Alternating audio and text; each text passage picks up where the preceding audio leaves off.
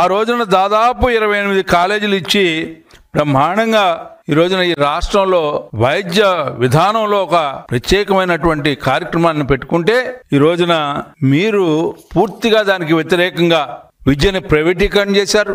మీ ఇష్టం వచ్చినట్టుగా జీవోలు ఇచ్చారు. అసలు మీకు ఏ రకమైనటువంటి ఆలోచనతో ఆ రోజున ఎన్టీఆర్ యూనివర్సిటీ అనే పేరు నామకరణాన్ని మార్చి రాజశేఖర్ రెడ్డి యూనివర్సిటీ అని మీరు పెట్టారు అంటే మీ ఆలోచన అక్కడికే పరిమితి అయింది అనేది మా అందరికీ తెలిసినటువంటి ప్రజలు అర్థం చేసుకున్నారు. ఆ రోజునే మీరు కేవలం రాజకీయ లబ్ధి పొందడానికి తప్పితే సమాజపరమైనటువంటి అభివృద్ధి గురించి కానీ సమాజ సేవ చేయాలనే ఆలోచన కానీ మీకు లేదు అనేది ఆ రోజే మా అందరికీ కూడా అర్థమైందని చెప్పి ఈ సందర్భంగా తెలియజేస్తా ఉన్నా. పైగా మీ అందరు కూడా ఏదైతే కార్పస్ ఫండ్ ఉందో ఆ రోజున కార్పస్ ఫండ్ని ఏ రకంగా మీరు పక్కదావన పట్టించారు.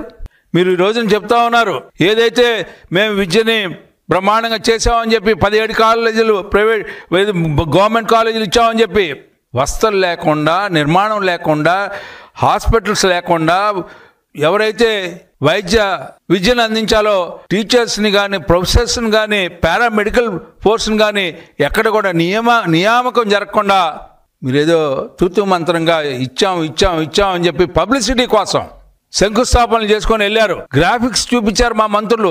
మీకు చేసినటువంటి గ్రాఫిక్స్ అన్ని చూపించారు. మీరు అంటా ఉన్నారు గ్రాఫిక్స్ అని చెప్పి.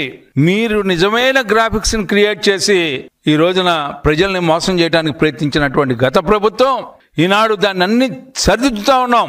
ఇవాళ వనరులు లేకుండా ఈ యొక్క విద్యా విధానం అంతా నాశనం అయిపోతా ఉంటుంటే వైద్య విద్యని అందించాల్సినటువంటి బాధ్యతగా ఈ ప్రభుత్వం బాధ్యత తీసుకొని పీపీపీ మోడల్లో 33 సంవత్సరాల లీజు, 66 సంవత్సరాల లీజు, ఎవరు ది బెస్ట్ బెంచ్ మార్క్స్ని చూసుకుంటూ ఎవరు గతంలో ఏ రకమైనటువంటి అనుభవంతో ఈ వైద్య కళాశాలను నడిపారు అని చెప్పి లేకపోతే వైద్య సేవ చేస్తూ ఉన్నారని చెప్పి అలాంటి నిష్ణాతుల్ని ఇన్వైట్ చేసి ఈరోజు ఈ రాష్ట్రంలో ఈ వైద్య విద్యని పెంపొందించాలనే ప్రయత్నం చేస్తున్నటువంటి మా ప్రభుత్వానికి ఈ రోజున అన్ని రంగాల్ని రకరకాలుగా దోపిడీ చేసుకుంటూ రాజకీయ లబ్ధి పొందడానికి ప్రయత్నిస్తూ కులాల్ని, మతాల్ని, వర్గాల్ని రెచ్చగొట్టుకుంటూ విచ్ఛిన్నం చేసి అఘాతంగా, అన్యాయంగా, అక్రమంగా, అరాజకంగా ఈ రోజున పాలన చేసినటువంటి మీకు మమ్మల్ని విమర్శించే హక్కు లేదు అని చెప్పి చెప్పాలనేది నా ఉద్దేశం.